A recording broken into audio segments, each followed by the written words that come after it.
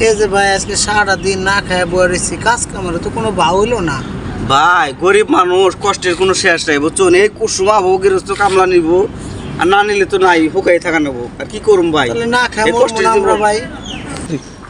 একটু ভাই অপেক্ষা করুন, আল্লাহ এক ব্যবস্থা না এক ব্যবস্থায় করবো ভাই।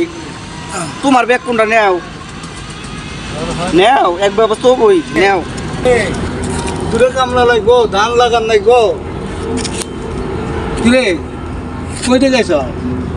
ভাই রংপুর থেকে আইছি, কাম করবি? কাম করবার নিয়ে তো আইছি ভাই, আন্নুক এলাকা। তে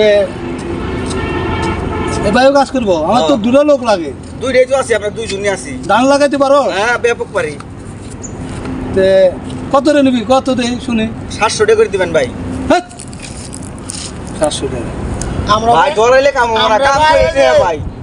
কাম না করলেও 700 টাকার কমে কাম করি না। তোমার ভালো লাগলে নেও, না লাগলে না নাহলে না নেও। আমরা নিব। দেখো 400 টাকা দেবো, আর 3 বেলা খাবার দেবো।